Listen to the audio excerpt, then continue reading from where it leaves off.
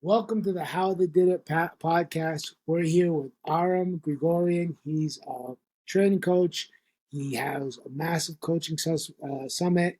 He helps people online. You guys should go visit him. We'll have his Instagram. Everything will be in the bio. I've been following him a lot because everyone knows my journey. I started Lifetime Transformations about 9 months ago, and I'm trying to learn about this online space and how to truly help my clients. And Arm is one of the people that I see that someone that really resonates with me. I can really relate to him. I think not only from a business standpoint, but from how we train people in the way that we see fitness and how to get people the best results. So thank you so much for coming on. Thanks, man. I appreciate the opportunity. My pleasure. Well, first things first, before we get into more of the detailed stuff, which I'm really excited to get into, maybe give people a little more deeper introduction to you, how long you've been in the fitness industry, to kind of get a more of A pretty untraditional path. I was in finance for 7 years out of college and was a desk jockey for a while. I'm kind of in the Wall Street world and just wasn't really filling my cup and wasn't very fulfilling to me. And after I got laid off in 2012, I went and pursued an education in fitness and got my first job at a gym. And that's kind of where it started formally. I had already been like the authority figure at work, was as like the fit guy in the office and the person who ate well and the person who worked out. So I was always getting questions and I wasn't qualified to answer any of those questions because it was just off of my own personal anecdote as opposed to an educational base, but I wasn't giving shitty advice. So that kind of helped. And I'm just somebody who paints with a lot of context and I have a great deal of emotional intelligence. So I'm not just going to say something for the sake of saying it. I'm going to save my words until I realize that what I'm going to say is going to be helpful. So that's always served me pretty well, which I think is something that's void in the fitness industry because people just say shit to say shit. And I built my online platform out of necessity because I was an in-person trainer for a very long time. And when I moved from Connecticut to California, I had to go fully remote because obviously I lost all my clientele in person. And I just took all my energy and devoted it into creating helpful, practical content that was now, which is basically what you see today, which is black and white tile texts, very shareable, very applicable, food for thought for people to understand where their deficiencies are and to start to at least help them move the needle into some positive direction to build some momentum. I don't really sell coaching to people. I mean, yes, I'm a coach, and yes, people are aware that I do what I do, but I'm not ramming it down their throat. I'm not constantly coming out with an offer and being like, buy this or buy that. I don't give a fuck. It's not about money for me. Like, obviously, I have to make a living and keep the lights on, but if I wanted a bunch of money, I would have stayed in finance. It's funny, we have some correlating highlights. I started out as a professional fighter most of my career. I was obese as a kid. I was like 265 pounds. And I kind of got into fitness because my goal was to be a pro athlete. Kind of, I'd say I'm giving up on it. I'm going to figure this whole thing out. I'm going to lose weight. I'm going to 15 years professionally, made it to the UFC. I didn't get to the top range of my careers I possibly could have gotten. One of the beliefs I had that really held me back was more yo-yo dieting, relationship with food. It was a bit of a sickness at the point. Like you might be like, I was almost like a food addict. Like I would be dieting super strictly. Like I would do diets that people would consider insane for months on end to make weight, and then I would just blow up within a matter of 2-3 weeks.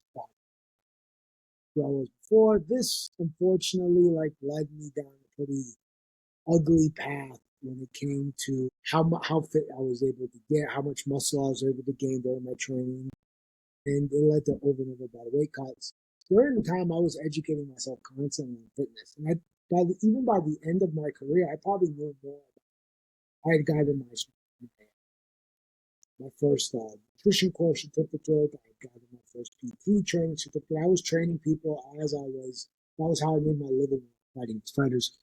We don't make we don't make enough to get punched in the head for 3 days.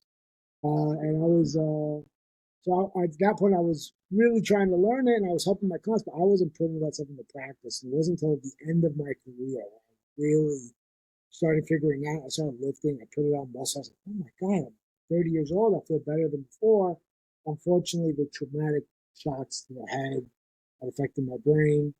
So I was unable to continue fighting. Afterwards, I had in full-time training.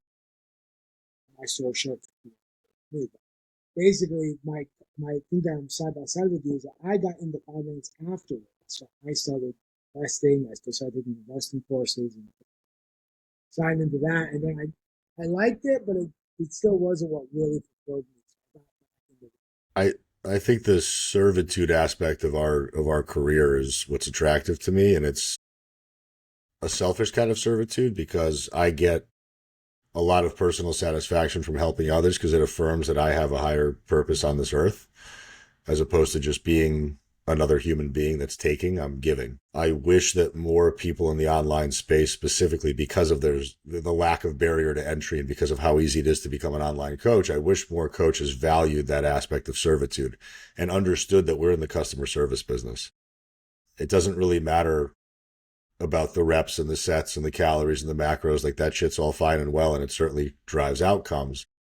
But beyond everything else is, are you available and are you supportive and are you communicative with your clients? And most coaches today are aggressively selling coaching that just doesn't work and that just doesn't help the individual. And they don't really give a fuck about the person after they've made their first purchase. And there's not really a great deal of emphasis on client fulfillment, client experience. And that's what I pride myself on. I don't give a fuck if my clients lose weight or not. I really don't. I don't go to bed with that at night anymore. And they all understand that it's tied into their ability to comply to a plan or not. And they know very well that if they don't do what they have to do, they're not going to get results. And again, at one point in my career, that was the only thing I gave a shit about. It's like why people eat well and train to begin with. It's to get a physical outcome. And they ignore the benefits to quality of life. They ignore the longevity aspect of it. They ignore the mental health aspect of it. And they just try to eat well and train for some period of time aggressively to get this physical result. And it's the same thing in our industry. It's, I want to do this to make a lot of money. Well, don't fucking do this if you want to make a lot of money because you won't. And the idea of a 10K month is something that was completely foreign to me that I didn't even understand was possible until I hit 12 years into my career. And the fact that now we have like 25-year-old coaches who are pissed off that they're not making $10,000 a month is obscene to me because it's like you don't fucking deserve to make $5,000 a month because you're not good at what you do and you're not educated and you don't give a shit about anybody but yourself. And your content of sitting on top of a car or you at the gym is not helping Mrs. Jones with the 50 pounds that she has to lose. So we have a very misguided industry, and we have an industry that preys on people's vulnerabilities and their desperation. And it's very easy to sell something to somebody when they're an emotionally tough spot. And I think that if more people in our industry had some integrity, that people would actually trust us as professionals and not look at us as like fucking clowns. it's factual. I actually had, not to get too much into it. I had one client say, during the call, the initial call, that I could tell there was hesitancy in his voice, just back and forth. He just didn't feel comfortable, and I was like, "Listen, is there any more information I can give you?" But finally, I ended up signing. And after a week, he wrote me a message. He said, I this is the second online coach I've had.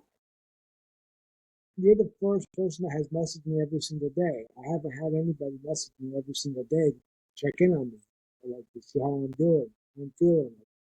Just so human stuff. Even sometimes you just say hi. He's like, I actually feel that you care. And he's like, that's why I was so worried. It wasn't about the money. It was just every other time I was getting these automated messages once in a while. And then after I paid for the program, even when I told them in the report, they didn't care. So they were just looking for the next guy to get anyway. And it's so foreign to me because I don't come from the online world. Like, I train people in person. Whether it's I was also in the martial arts. So I was training people jiu-jitsu, boxing, kickboxing. And then sometimes I would lead into weight loss stuff, like weight training and so on as I grew. I realized that people were I'm not used to it. So to me, it was always word of mouth, always checking in, always being there for the client. Like, that's what mattered. At the end of the day, the information is always available. It's having someone there to be accountable to. Yeah, we're not living in a time that's void of information. You can Google and chat GPT your way into any solving of a problem. But if people actually were able to apply that information to themselves appropriately based on their own physiology, their psychology, then they wouldn't have any problems and our job wouldn't exist. And our job will continue to exist despite AI and despite all these problems because people are just losing intrinsic motivation and complacency is at an all-time high and we're being rewarded for being okay versus trying to develop ourselves. And the only reason why we're going to keep continuing to earn a living is because our job outside of creating a physical outcome and getting somebody to their goal is to bring out the best version of that individual. That's what I truly do. I don't, again, I don't care about the physical transformation. I want the mental transformation to occur. I want that person who has a poor body image to look in the mirror and be happy with themselves. I want that person who's got a shitty relationship with food to understand that they don't have to eat, that they want to eat, and that they have control over their consumption. I want that person who's never walked into a gym with any level of confidence to walk into any weight room in the country and understand how to use the equipment and be able to build themselves a workout as opposed to me having to constantly tell them what to do. And without that level of autonomy, our fucking job is worthless. And if more coaches came from a place of education and servitude, we wouldn't ever be out of a job because that referral business alone would be worth millions of dollars because everybody would be screaming from rooftops about how good we are at our job. But the problem is most of us aren't. Yeah, it's true. And the funny thing is, I feel that most coaches, where they go wrong, they overemphasize on like, oh, I got my NASA, my precision nutrition thing. Okay, you put all a lot of that energy into that, but you don't put energy into understanding the client's emotional, like why she has 4 kids and it's she's struggling at nighttime and it's she can't eat till late and she doesn't know why she keeps gaining weight and slacking, breaking down the psychological and instead of stopping her back and trying to give her habits that fit in there. That maybe that's not in the textbook exactly for what to do, but that's something you learn as you've been coaching over years, over years. Like, listen, I've seen this 100 times. Why don't you try to do this? Take out this food from before. It's just more practical movement. That's it. The basic shit's always going to work. Physiology hasn't changed in thousands of years, but psychology has. And it has because our environment's changed and technology has changed and stressors have become more prevalent but less dangerous. And we're just becoming less resilient to those stressors. And being able to cope with our emotions is something that's a skill set that's being lost and not really emphasized. And we have a scope of practice, but I think that a lot of coaches are afraid to use their best judgment and they're afraid to be honest with their clients because they're afraid of losing their clients.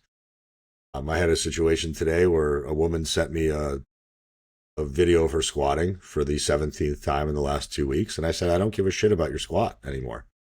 It's fine. It doesn't need any of my help. You don't have a squatting problem. You have an undereating issue that's exacerbated by a time management problem.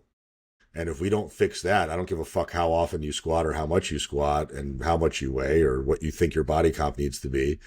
You're going to run yourself into the ground and you're going to create all sorts of cascades of physical and mental problems that you will not be able to rebound from. And she didn't take that well. She said, that's not what I wanted to hear. I said, that's great. That's what you should have heard today. Because if I kept telling you what you wanted to hear, you will stay in the same exact spot and I didn't do my job.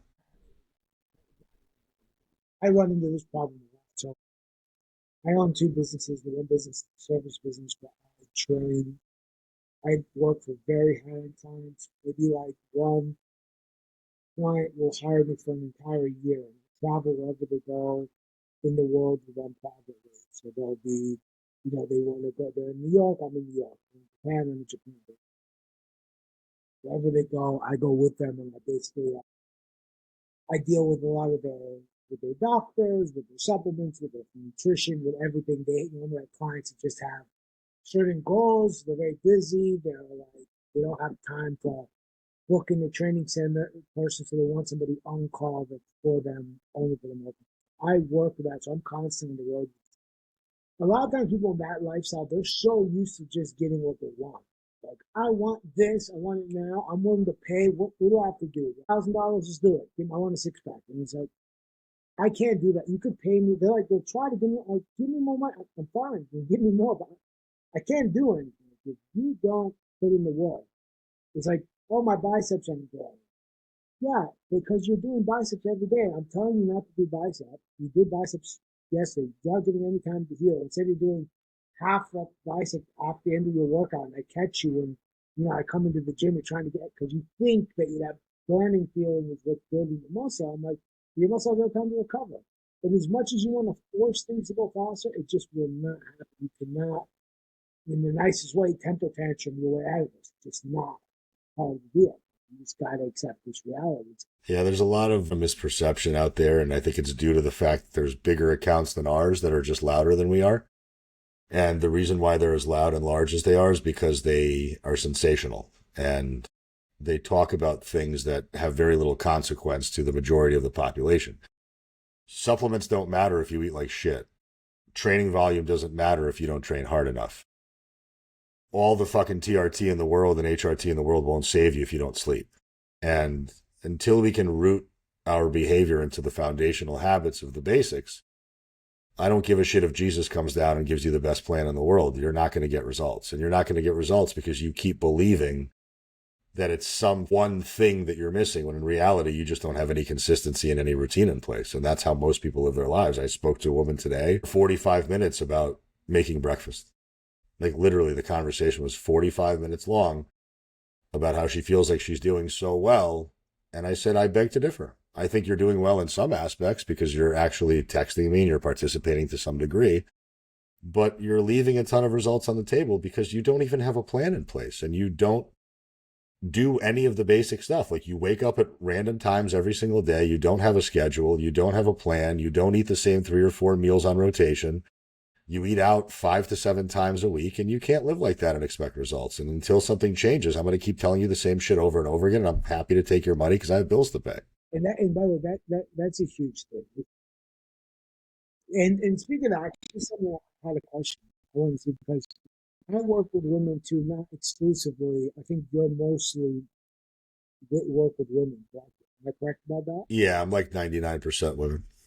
Right. So I'm more like 20% women. Most people that train with me, they're guys that did martial arts, do martial arts, have done martial arts. That's generally the crowd of people that were following me from before I was doing this. But I do have a few women I work with. And some women that I work with are taking semaglutide or tirzepatide or other kinds of like GLP-1 agonists. And I wonder if you have any experience with this. How do you deal with the women that do that? What's your general opinion on it? Um, how how do you focus your diet when they are on that thing? How do you try to manage the muscle loss? It's a life-saving drug for people who need it, and it's a complete waste of money for people that don't. Because there's a population of people who can benefit from it. I think if you're somebody who's very obese and very sedentary and has a lot of fat to lose and doesn't have a lot of internal motivation to do anything, then maybe losing that first 20 or 30 pounds by reducing your appetite drastically and by slowing gastric emptying might actually get you to some place of satisfaction that will help motivate you further to then take the basic steps of lifestyle intervention. Do I want to see you on it if you're 155 pounds and you're trying to get ready for the beach? No, I think there's probably a better way. And I don't know that you want to deal with the potential health consequences that come downstream from taking a drug that's going to disrupt a lot of different systems in your body. I think it's become very trendy because the industry realizes how much money they can make off of it. And there are most people that are on it cosmetically and cash pay, which actually pisses me the fuck off because there's some 400-pound woman right now who's dying every single day slowly, who can't afford it, who will not be able to get it because it's in short supply. And some bitch who's got fucking all the resources in the world who weighs 137 pounds will then take it from that woman. And that's the fundamental problem with that drug. Now, can you manage people while they're on it? Sure. Try to get them to eat a gram of protein per pound of lean body mass if they can even handle it from an appetite perspective, because most of the time they don't have enough appetite to even eat.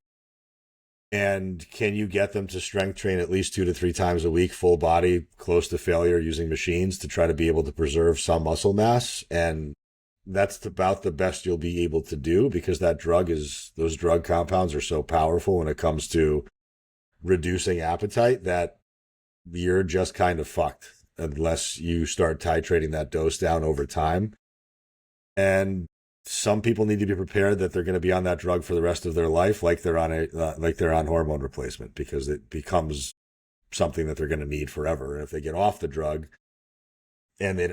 specifically if they get off and they don't have the lifestyle habits in place, then they're going to completely regain most of that weight plus some, and they're going to be doing it from a place of lower muscle mass to begin with. That's something that I've seen with it. So I basically, my goal whenever I have someone that comes to me and they tell me, hey, I'm about to jump on semaglutide or Ozempic, those Ozempic brand,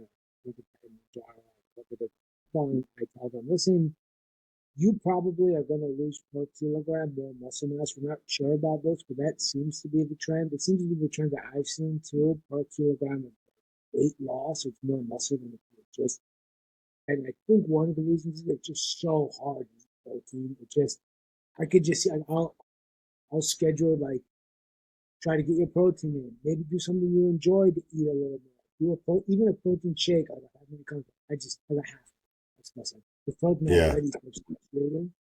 And my goal with them is like, listen, you probably don't want to be on this unless you are extremely obese. Like we're talking 30+% body fat, and you're just maybe more, and you're just really struggling to get down for your health, definitely. But if you're not there, and you're just trying to lose some weight, you're going to be on this thing for a long time. And if you lose and you come off it, you're going to have less muscle mass.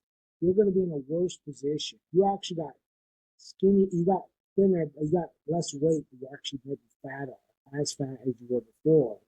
Which that's, I said, that's a complete downside. It's the opposite of what you think you want. You think the scale numbers are going to come down, you're going to feel good. But that's not really. It just comes down to personal choice. I mean, who am I to tell you not to take fucking Ozempic when I'm on steroids? Let's be honest. I mean, I'm on 180 milligrams of test. I'm on 100 milligrams of Masteron, and I'm on 80 milligrams of Tren. Now, I'm still below the FDA regulated amount for TRT dosages, but I don't need to be taking the other two compounds. If I just took my test base, I would be right where I needed to be at baseline. But I add in the other compounds because I understand pharmacology and I see what the benefit is without very much cost. So I don't have an Issue. ethical stance on taking a drug to accelerate a result, but I also do everything else right. I don't drink every fucking day. I go to sleep at 9 o'clock every night. I train hard. I eat well. My weekends look like my weeks. And most people do not live like that. And they rely solely on the drug to create the outcome. And that's where I start to have not a morality issue, but I have just a general mindset issue with that because it's like, are you that lazy and are you that uninspired to take care of yourself that you have to shoot yourself with $1,000 a month drug in order to take care of yourself better? Like, are there not better ways to do it? Do you not have 5 minutes to spend making a protein shake in the morning? Do you not know that you can run into a grocery store and grab a rotisserie chicken and rip the white meat off of it and eat it in your fucking car if you have to? Like, there's ways that you can make this stuff work that's pretty resistance free, and you just aren't thinking outside the box and you're taking the easiest route, which probably means you're taking the easy route in every other aspect of your life, which makes you a human being I don't want to associate with. I think it definitely comes down to that. You're probably not making all the other right choices. And if you are, and you decide to do this, I think we're in a completely different conversation. I do the same Absolutely. thing when it comes to TRT and any kind of performance enhanced drug. And I take some substances for fun. So I'm not saying that I'm the king. I drink alcohol for fun, or maybe I'll eat a gummy for fun. I'm not saying I'm against substances, but if you're going to do it, make sure that you're showing the lifestyle beforehand. Are you are you lifting weights consistently? Cool. Even 2 times a week. Awesome. Are you eating generally whole foods? 80% of it? Great. Super cool. Have you limited your alcohol? Are you getting some sleep? You have kind of a schedule of what you want to do. Is there some clear actual goals? Like, hey, I want to get down 20 pounds. That's because I want to get down 20 pounds for next summer for X reason. Maybe my fit in my dress. Maybe it's because I want to look better. Maybe it's because I just want to be a bit healthier. Actual smart with the timeline goals. Then I'm all for you. Do what you got to do. Do it smart. And I would recommend to get somebody to help you do it too while you're going through it. Right Yeah. before we go on, because I know that I want to keep you forever. I want to ask you a couple of business questions because the people that are in this for the business are going to be pissed off if I don't ask any. So I had a couple of questions written down.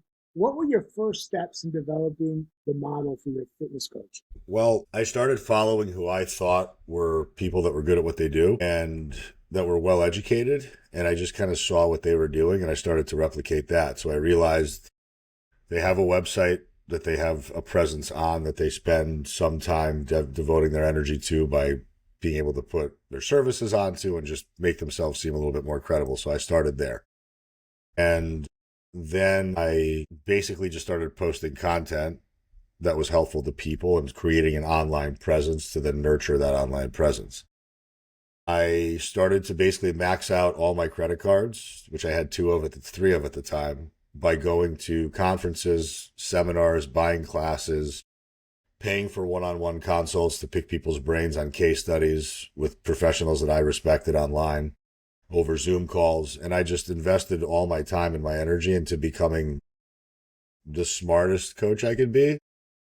And then before I spent any time trying to market myself, I made sure that I knew how to solve people's problems. And that's where I think a lot of folks are going wrong today is they're spending money on the advertising and the marketing and they're not spending the time on self-development. So what they're selling is a shitty product and a shitty service. Sorry to cut you there, but yeah, I mean, in some of your content and stuff I've watched and stuff, I've seen, I resonate with that. And I think people resonate with that too. Maybe you're not getting the volume that somebody does that takes off their shirt every single picture and is telling you what a loser you are unless you work out hard. Or maybe that guy's going to get more, they'll make $150,000 a year like that one guy says all the time. Maybe those guys make a little more money in the front end, but I think in the back end, people don't want to stick around. Yeah, I mean, I don't care about short money. If I wanted short money, I'd go sell blow. And I've done that before, and it doesn't really do much for me. So for me, I'm willing to pour into however long this is going to take to be good at what I do and to become an authority figure and to become a trusted source of reliable information. And I have systems in place. Like everybody knows what to expect. They know what I'm selling. They know what it's organized like. My prices are 100% transparent on my website. I don't make people opt into anything. I write a newsletter once every 2 weeks. I host an event for coaches that I think is a valuable educational conference for people to go to. So everything I do is for this industry. Like I truly do believe that this industry is my responsibility to leave better than I found it. And if this industry doesn't improve because of me or other coaches like me, then people are not going to have any trust and faith in hiring a coach. And I think that a lot of coaches forget that. So for them, it's always like, I want to make more money. Well, cool. You should. If you deserve to make more money, I want you to make more money. But why do you think you should make more money? Are you helpful to people? Are you solving people's problems? Have you given out a shit ton of free information that's made them trust you and believe in who you are and what you do? Or are you just another Instagram personality that's throwing stuff online because that's what your business coach told you to do, or that's what your mentor told you to do, who's some other 29-year-old fuckhead? And that's really the problem that we have is like, I drive a 2015 Subaru that's paid off and I live in an apartment that's very nice, but it's expensive because I'm in Southern California, but I choose to live here, which means that I don't spend money on Lululemon fucking workout clothes and new Nikes every other month and fucking photo shoots at Starbucks to make myself look busy. I sit in front of my fucking computer like a good boy doing my work. And that's why I'm good at what I do, because every chance I have to take the money that I've made, I invest it back into my business. And I buy things that other people are creating that are better than I am at what I do. And I learn from them and I ask them questions. When I go to conferences, I'm not just trying to get pictures with Lane Norton. I'm picking his brain. And when I see Alan Aragon, I ask him about things like insulin resistance. And then when I see somebody who knows about hypertrophy training, I ask them questions about volume and load and tempo and tension. Like I don't give a fuck about who they are. I care about what they can provide me with information of. And I think everybody now is so fucking status seeking. Like I want more followers and I need more views and I want more likes. It's like, for what? What are you going to do with all that visibility? Are you doing anything with it? Are you producing a change for anybody? Have you actually given out anything to anybody for free, or are you consistently putting a wall behind all this information and making people buy into your bullshit constantly? When I don't believe in that. I see. I think. And the other thing I was thinking is when I'm curious about this example in terms of this movement. So when somebody comes onto your program, how are you programming? Are you doing much more like a community-based thing where you're like giving out workouts for a large group of people, or is it more like really one-on-one, very personalized approach, or is it a mix of both, like two different offers? How So is that? the most personalized aspect of my coaching is the nutritional aspect of it and the programming of calories and macronutrient targets based on the individual. And then obviously the communication is very personalized to them, and they're tied directly to me. They have my cell phone number. They can access it as often as they want. As far as training is concerned, I mean, if your goal is body comp, you're going to follow a very basic bodybuilding style routine. And if it's 3 days a week, it's 3 days of full body. If it's 4 days a week, it's 2 days of upper lower. 5 days a week, it's 2 days of upper lower with an accessory day. And then we're going to sprinkle in some zone 2 cardio, and we're going to sprinkle in some walking, and that'll be it. And that doesn't have to change much from person to person unless they have orthopedic limitations or they have availability of equipment limitations, and I'll make adjustments to that. But I'll create workout templates in an app called Heavy, and I'll distribute those templates to people electronically, and they have something to follow. But then I ask them for form check videos, and I tell them to film the final set of each one of their movements for the first few months to be able to make sure that they're training effectively and properly and safely. And the folks that do that do very, very well. And the folks that do not send me videos take forever to learn the training aspect of things, despite me having an educational Zoom once a week where I'm drilling into biomechanics and other aspects of physiology and training and nutrition and mindset and sleep and gut health and hormones and blah, blah, blah, which all kind of matter, but don't matter as much as the basics do. So I give as many resources as I can, but at the end of the day, none of it matters if people don't follow it. Whether it's the welcome email, whether it's the cheat sheets that I've created, whether it's the training Bible folder that they have access to, all that stuff is great. But if they don't open it, it's utterly useless.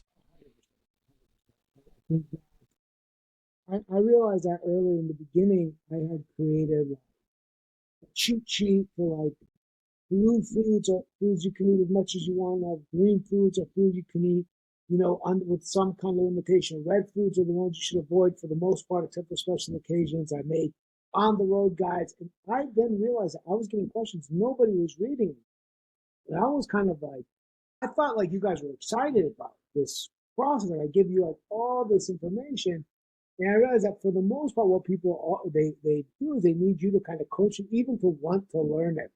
Even to want to learn, it's part of your job to explain to them why it's important that they understand this and why it's important. And even if I give you like Tony, I don't want to do macros. Just give me the meal plan. I'm going to be a soldier. Like forever? You're going to be a soldier forever? Like, sure, I'm the king of being a soldier. For 3 months, I don't think there's a person on the planet that can say more strict than that. I'll say I don't think it's possible. I won't eat one thing. Like 4 months, 5 months. There's David Goggins out there. He might do it, but not me. That's for sure. I'm gonna go have a cheeseburger. I'm done. Same. Well, and it's also because people have unrealistic expectations of what to expect from eating better and training. And people think that the second they start adopting better eating habits or more consistent training habits, that their body is just going to immediately change.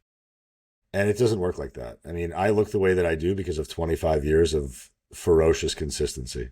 And obviously now that I'm 40, some drugs. But Mrs. Jones, who's 49 years old, who's yo-yo dieted for 25 years and lost a bunch of muscle and gained a bunch of fat, doesn't have caloric flexibility to go out to dinner 2 or 3 times a week and eat whatever the fuck she wants, or have the charcuterie on the weekends and have the avocado toast, which is just bread and butter. And they don't understand that an egg has just as much fat as it does protein, and that it should be supplemented with an egg white. And they don't understand that if they don't put peanut butter on a scale, it can get out of control. And they don't understand the basic principles of mechanical tension. So they stop at 10 reps because the program said stop at 10 reps. And there's just no real understanding of any of these very basic principles. And once you illuminate these things to people, it just then becomes a choice. Like, can you accept that these are facts? And can you implement these facts into your daily living to some degree on your hardest day? And can you do this now for the rest of your fucking life? Because that's what it's going to take. Because I don't care where you are. I want to know what you're capable of doing and where you're going to go. Like, I don't know what anybody's going to be. Like, I have people that DM me every single day. They're like, should I do this? Should I do that? What should I do here? I'm like, I don't know. I know nothing about you. I don't know how many calories you're eating. I don't know what your history of eating is. I don't know what your tastes and preferences are. I have no idea what your body composition is. I have no idea what your habits are, what your ability for stress resilience is. I have no idea about anything of that. I can give you macros, right? I can calculate your macros in my fucking head and give them to you right now. I can tell you the next 7 exercises you should do on repeat for the rest of your life and what rep ranges and sets you should do. But until I see you actually eat and until I see you actually train, none of it matters. And there's too many trainers and coaches right now that are just handing out protocols to people and just sitting back and just waiting for data to come their way. And I'm like, that's not going to happen. You have to tell them the importance of that data. Like, if I don't see your food log and you're not putting food on a scale, outside of me telling you to eat more protein, veggies, and fruit, I don't know what the fuck else to tell you. And if I don't see a video of you taking a squat to failure, I don't know what's changing biomechanically that needs to be fed with more food.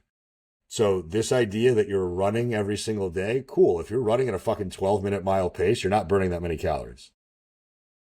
Sorry, you're just not. And if you're training for 45 minutes and you're leaving 5 reps in the tank on every movement, you're not burning that many calories. And you can eat that back in 5 seconds. So we don't have a problem with information. We have a problem with application. And most people are grossly underestimating how much they eat, and they're grossly estimating how hard they're exercising. Exactly. I think just because I don't want to take a more time, but just on ending, I think that it's the problem is that people believe that they'll look at somebody on in the gym. I'll give an example. Recently, I saw one of my clients was doing dietary in the gym. The guy was very jacked. He was doing low rows, kind of like sweet, kind of like really like using a lot of momentum to get the movement on. And he was a jacked guy, you know. And why don't you ever let me do that? You always fight me. You want me to control the essential wires. I don't get to lift as much. I go, first of all, that guy might get injured tomorrow. Like, he's more likely to get injured. I'm not saying he will. See, you don't know that guy's genetic. That guy genetically might be a monster. He could do basically anything, and he'll be gaining a lot more muscle. Plus, we don't know what kind of compounds he's on top of that. And we don't know how if he's been doing this for 20 years, it's definitely going to work. Would he be even better, potentially, if he would have slowed his eccentric down? Would he have done a little bit longer? Maybe he would have avoided 5 injuries, and maybe he could have been a pro bodybuilder. Who knows? You don't know. So making a judgment based on just what you're seeing on Instagram or what you're seeing your friend or cousin do is not actual evidence to what we need. Nope, no context. I want context. I want all the information. I get people DMing me every day, and I immediately hand them my phone number, and I said, let's schedule a phone call because this is going to take 30 minutes to describe. Yeah, And then and the second I do that, I realize who's serious and who's committed versus who's just interested in just siphoning information from people for validation or for some lazy semblance of truth. Like, oh, a coach told me I should do this. Well, like, I'm not just going to tell you that. I want to know 45 different things about you before I open my mouth about anything. And we just have too much of that stuff. It's just, oh yeah, do this. Okay. Yeah, sure. The coach told me to do that. So do you have any idea what that coach actually knows or understands? Did that coach ask you any questions? Did your doctor ask you any questions before putting you on Ozempic? Are you getting any sign of context anywhere? Nobody wants to spend the time. I mean, people ask me at the grocery store when I walk by, like, why are you getting that? And I stopped them for 20 minutes and I talked to them. And I'm like, if you don't have 20 minutes to give me right now, then don't fucking ask me questions. Like, you just don't give a shit enough. Like, I don't, this is not an in-passing conversation. I'm going to pour my heart and soul into this answer. And if you don't want to hear it, then don't fucking ask. I think that's fantastic. I think people are really lucky. If they do get the opportunity to talk with somebody like you, they should take it. And guys, just so you know, because we're running out of time, and unfortunately, my clients, they don't have time for my podcast. So they're like, yeah, come on, we got to get to training, So I'm going to have to head out. But guys, if you guys want to get more, Aram's a great coach to watch. He's 4 weeks to the beach. It's his Instagram. I'm going to have him send me anywhere else you could find more of the stuff. That's what I watch all the stuff. The stories are great. You should really check on the stories. He gives a bunch of great information in there. It's not just random talking, really explain, empathize with you. And if you're a woman that needs coaching, obviously I'm happy for you to come direct and friends. 4 weeks to the beach as well is an amazing coach. I could just verify as a coach to coach, someone that's been in this business for 15 years, someone that knows what he's talking. Thank you so much for coming on the podcast. I appreciate you, and we would love to have you on again. Thank you, Tony, man. I appreciate it. And it's always good to be able to connect with professionals who give a shit. So thank you. I appreciate it. And hopefully, if my boss is giving me some time, some leeway, I'm going to jump out and jump to your conference one of these days. Well, April, man. April in Vegas. I'm going to try my best. I'm flying. I'm between here and Europe all the time, but if I'm in the U.S., I'll do it. All right, brother. Ciao, ciao. Thank you, sir.